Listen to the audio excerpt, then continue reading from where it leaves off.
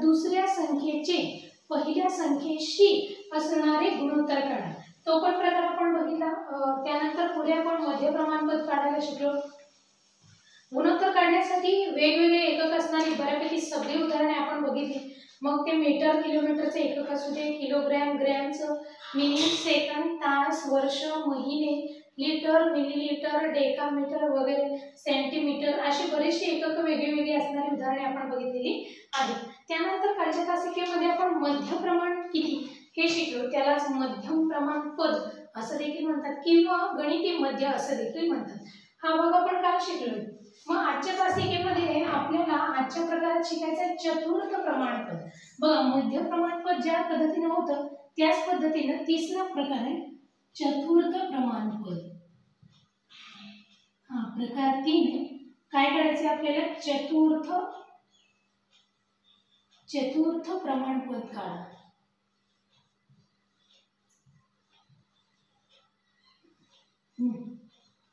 बघा आता संख्या दिलेल्या असतील आणि त्याच्यावरून प्रश्न असतो की या संख्यांसाठी किंवा या श्रेणीसाठी चतुर्थ प्रमाणपद काढा। फारच सोपं आहे, अवघड काहीच नाहीये। क्रमाने आपण भरपूर उदाहरणं घेऊया, लगेच समजून जाईल तुम्हाला हे। त्यामध्ये पहिलं उदाहरण घ्या। संख्या दिलेली आहेत 4, 9 आणि 12। 4, 9 आणि 12। पुढे प्रश्न असतो याचे चतुर्थ प्रमाणपद काढा किंवा या क्रमिकेचे चतुर्थ प्रमाणपद काढा, म्हणजे चौथं पद काढायचे। या आधीच्या तासिकेमध्ये आपण तिसरं पद काढायला शिकलो। जर का 4 संख्या प्रमाणात असतील, या जर संख्या 4 प्रमाणामध्ये आहेत आणि जर 3 दिल्या असतील तर आपण काय काढलं AB = B/C। जर का ABC या 3 संख्या प्रमाणात असतील तर असं सूत्र होतं तिरका गुणाकार केला B² - AC। म्हणून आपण दिलेल्या दोन्ही संख्यांचा गुणाकार करायचो आणि पुन्हा त्याचं वर्गमूळ घेत होतो, जेणेकरून मधलं पद आपल्याला मिळत होतं। आता शेवटचं पद काढायचंय। बघा आता समजा या चारही संख्या प्रमाणात आहेत, आपल्याला शेवटचं पद दिलेलंच नाहीये। आपण काय करू, शेवटचं पद x घेऊ, म्हणजे 4, 9, 12 आणि लास्टचं माहित नाही ते आपण x घेऊ। आता या 4 संख्या प्रमाणात आहेत, प्रश्न देताना दिलं जाईल 4, 9, 12, x या संख्या प्रमाणात आहेत तर चतुर्थ पद काढा, किंवा 4, 9, 12 या संख्या प्रमाणात आहेत तर चतुर्थ पद काढा। अशा पद्धतीने आता हे सोडवायचं आहे, अगदी फारच सोपं आहे। चला इथं काय करायचंय आपल्याला, तर एक असतं की ज्यावेळेस 4 संख्या येत आहेत तेव्हा मधल्या पदांचा गुणाकार बरोबर अंत्य पदांचा गुणाकार असतो। काय सांगितलंय, मधल्या पदांचा गुणाकार बरोबर अंत्य पदांचा गुणाकार, म्हणजे 12 आणि 9 चा जेवढा गुणाकार येतो तेवढाच 4 आणि x चा येत असतो। अजूनही सोपी मेथड, दोन्ही मेथडने सांगते बघा। या दोन्हींना एकाखाली एक लिहून घ्यायचं आणि या दोन्हींना समजा हे A आहे हे B आहे। चतुर्थ प्रमाणपद साठी काय बघा, समजा ABCD या 4 संख्या प्रमाणात आहेत, म्हणजे AB बरोबर A/B बरोबर C/D अशा पद्धतीने लिहायचं आहे। पहिले दोन संख्या एकाखाली एक लिहा, 4/9 बरोबर 12/x। करा तिरकस गुणाकार। 4 × x 4x, 12 × 9 4 गुणिले तिकडे आणा भागिले होतील, x बरोबर 12 × 9/4। चला मग 4 × 4 4 त्रिकोण 12, 3 × 9 9 त्रिक 27। याचा अर्थ हे चतुर्थ प्रमाणपद किती येते, 27। समजलं का? दिलेल्या ज्या संख्या असतात क्रमाने पहिल्या दोन एकाखाली एक लिहून घ्यायच्या, उरलेल्या दोन एकाखाली एक तिरका गुणाकार करायचा, आपल्याला उत्तर मिळून जाईल। किंवा दुसऱ्या पद्धतीने सोडवायचं झालं तर इथं मग सूत्र लक्षात ठेवावं लागते। 4 संख्या जर का प्रमाणात असतील तर मध्य पदांचा गुणाकार बरोबर अंत्य पदांचा गुणाकार। आता हा तर क्रायटेरिया समजला असेल, दुसरा पण समजावून सांगते। तसं तर पहिलीच पद्धती फार सोपी आहे, दुसऱ्या पद्धतीमध्ये काय असते, जर 4 संख्या प्रमाणात असतील तर मध्य पदाचा गुणाकार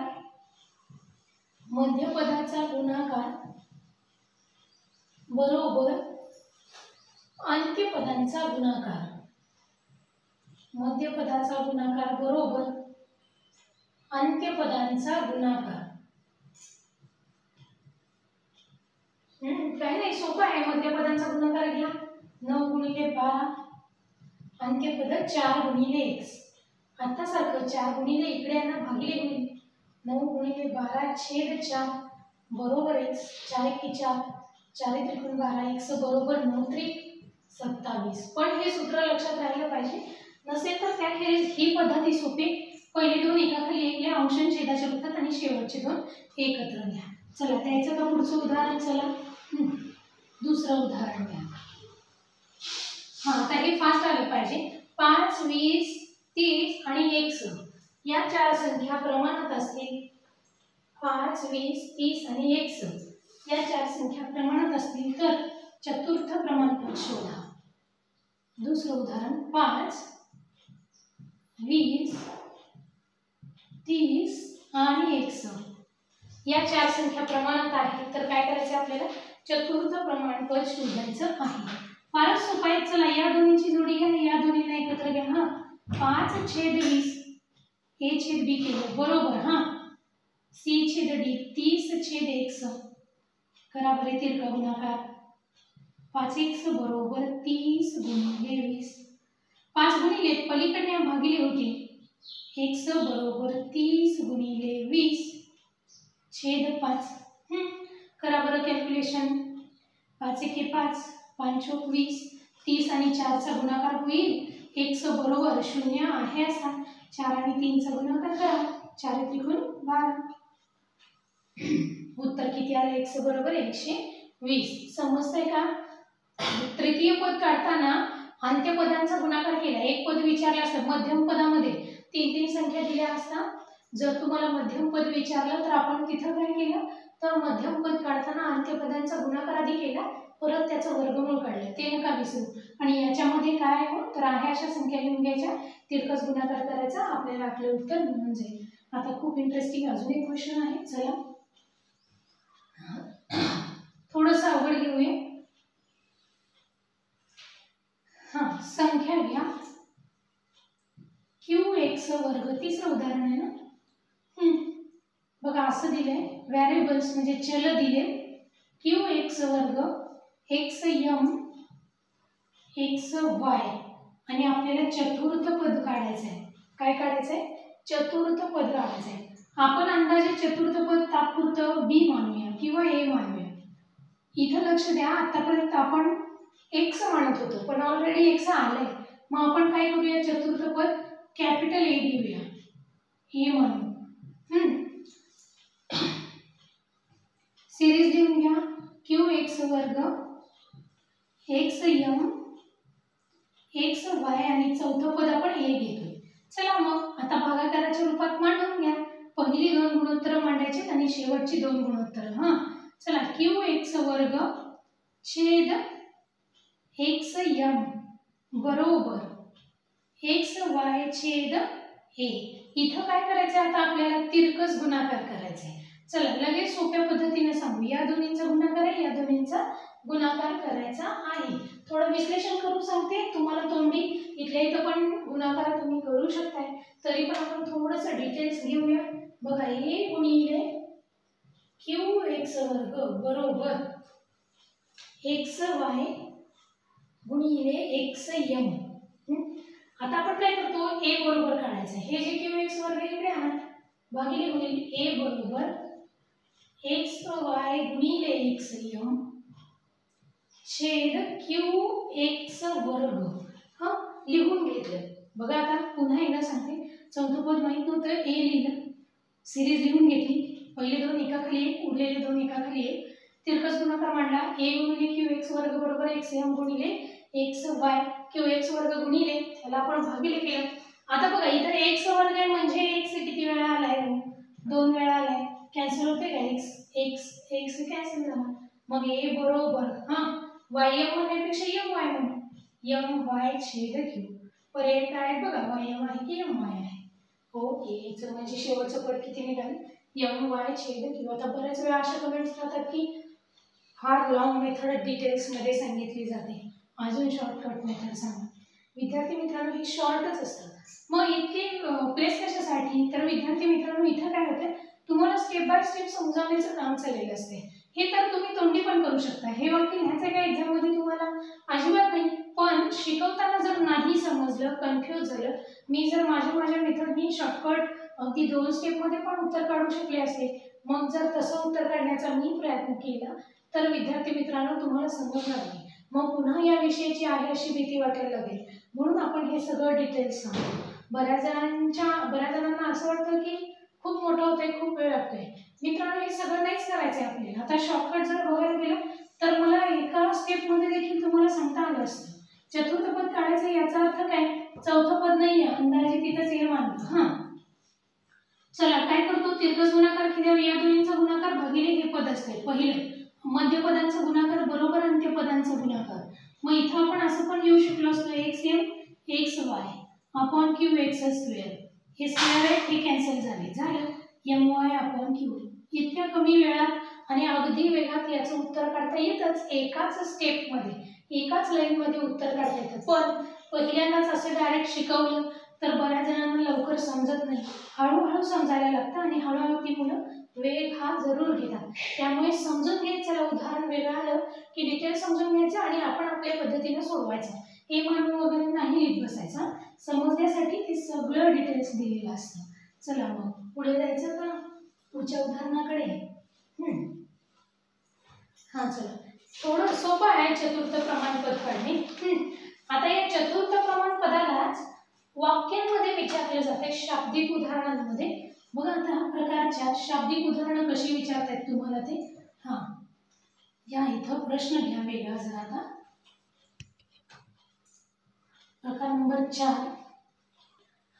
याच्यातलं उदाहरण घेतोय आपण.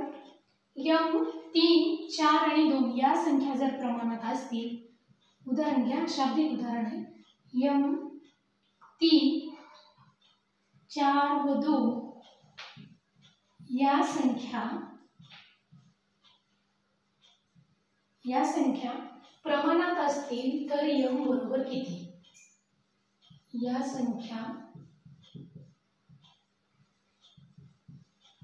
प्रमाणात असतील तर m ची किंमत काढायची, m बरोबर किती ते काढायचं. झालं. सेम आपल्यासारखं उदाहरण आहे. आता कसं चतुर्थ पद काढत होतो म्हणजे शेवटचं माहित नव्हतं, आता पहिलं माहित नाहीये. सेम याच पद्धतीने लिहायचं. तुम्हाला समजण्यासाठी सिरीज अजून एकदा लिहून घेते. हा, परीक्षेत नाही लिहावी लागेल डबल. चला, हे a b एकाखाली एक आणि हे दोन एकाखाली एक लिहून घ्यायचे आहेत आपल्याला. चला, m/3 बरोबर 4/2. करा ना तिरका गुणाकार. 2 गुणिले m 2m बरोबर. या दोन्हींचा करा 4 गुणिले 3. 2 गुणिले तिकडे आणा, भागिले होतील. m बरोबर 4 गुणिले 3 4 त्रिकोण 12/2. जातोय का भाग. ओके. m बरोबर किती आले, 6 आले. झालं. सोपं असते. मध्यपदांचा गुणाकार 3 × 12 बरोबर अंत्यपदांचा गुणाकार असतो. मग 12 याला इथं किती आलं पाहिजे, 6 बेस 12. अशा पद्धतीने सुद्धा उत्तर आपलं होऊ शकते. सोपं वाटतंय का, सोपा प्रकार वाटतोय का. बघा काही नाहीये. बघा संख्या प्रमाणात एक म्हटलं 4 दिलं तर a/b बरोबर c/d अशा पद्धतीने फक्त आपल्याला लिहायचं आहे. चला पुढचं उदाहरण घ्या, असंच तुम्हाला सोडवायला. हा, पुढचं उदाहरण घ्या. 9, x आणि 4 या संख्या प्रमाणात आहेत. 9, x आणि 4 तीनच दिलीत हा संख्या. या संख्या जर प्रमाणात आहेत तर 9, x आणि 4 या संख्या प्रमाणात असतील तर x बरोबर प्रश्नचिन्ह. x बरोबर प्रश्नचिन्ह. 3च आल्या. 3 आले म्हणजे काय आले हो, a b आणि c आले. लिहिताना काय लिहायचं, a/b बरोबर b/c. झालं. हा b फक्त रिपीट होईल. a/b बरोबर b/c अशा पद्धतीने लिहायचंय. फार सोपं उदाहरण आहे हे सुद्धा. हे मध्यम पद आलं बघा. मध्यम पद काढताना असं गणित झालं असेल, कसं हो, 9 आणि 4चा गुणाकार करायचा आणि त्याचं वर्गमूळ घ्यायचं. त्या पद्धतीने बघा. हा 9/x बरोबर x/4. करा तिरका गुणाकार. x गुणिले x, x चा वर्ग बरोबर 9 गुणिले 4. x वर्ग बरोबर 9 × 36. घेताय का वर्गमूळ, मग x बरोबर किती येणार, 6 येणार. याचा अर्थ मध्यपद किती आहे, 6 असणार आहे. x ची किंमत किती आली, 6 असणार आहे. झालं. याआधी पण असंच केलं. मध्यम पद काढताना आपण शेवटच्या संख्यांचा गुणाकार केला आणि पुन्हा वर्गमूळ काढलं. त्याच पद्धतीने हे पण आहे. लक्षात येईल. बरं, एक सोडवताय का मग असंच. x 26 आणि 52. लगेच पटापट उत्तर सांगा. असू द्या. x 26 आणि 52 घ्या.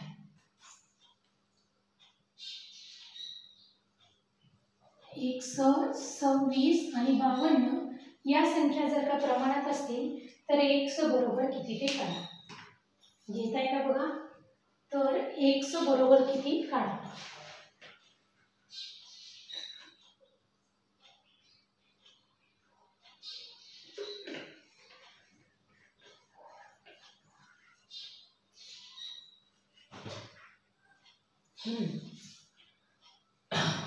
काढलं का उत्तर. काय नाही, हे ए बी आणि सी आहे. ए छेद बी बरोबर बी छेद सी करायचं.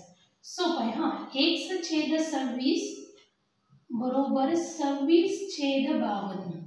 करा तिरका गुणाकार. करा, फार सोपा आहे.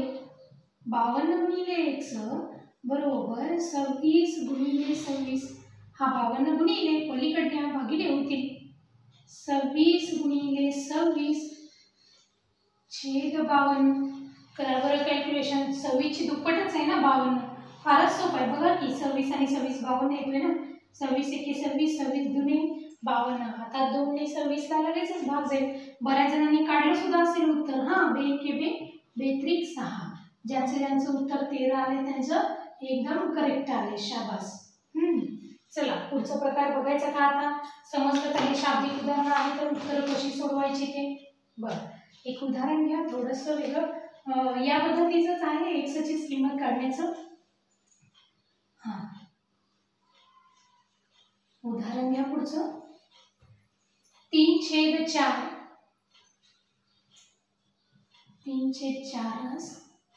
3/4 एक संख्या दिली, दुसरी 3 दिली आणि तिसरी x दिली. तर या संख्या प्रमाणात आहे आणि आपल्याला x ची किंमत काढायची. ओके, समजते का बघा. काय काय सांगितलंय. 3/4, 3 आणि x या संख्या प्रमाणात असतील तर x बरोबर किती हे काढा.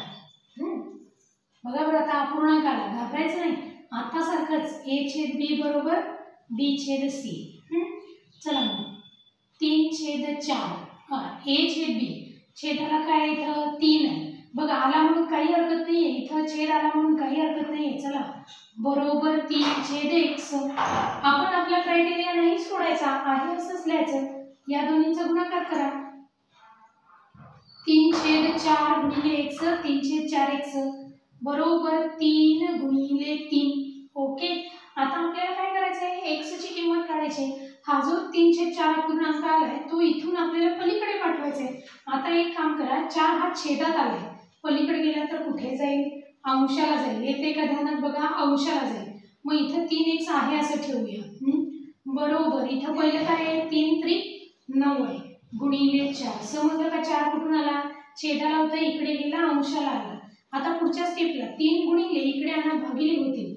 मग x बरोबर 9 गुणिले 4 छेद 3. करा कॅल्क्युलेशन. 3 त्रिक 9, x बरोबर 4 गुणिले 3, 4 त्रिक 12. समजलं का सर्वांना. समजतंय का बघा बरं सर्वांना. हे आले का ध्यानात. करून बघा कॅल्क्युलेशन. 3/4 आहे. हे जर का 12 आलं तर 4 त्रिक 12, 3 त्रिक 9. मधल्या पदाचा वर्ग बरोबर मिळतोय. पुन्हा एकदा थोडक्यात समजावून सांगते. 3/4 अपूर्णांक होता. छेदाला a छेद b बरोबर b छेद c. तिरका गुणाकार मांडला. 3 त्रिक 9 केलं. 4 भागिले इकडे आला गुणिले झाला. 3 गुणिले होता इकडे आला भागिले झाला आणि कॅल्क्युलेशन करून उत्तर सोडवलेलं आहे. समजलं का सर्वांना. हा प्रकार समजला का. संख्या प्रमाणात असतील तर काय करायचं समजलं का. एक अक्षर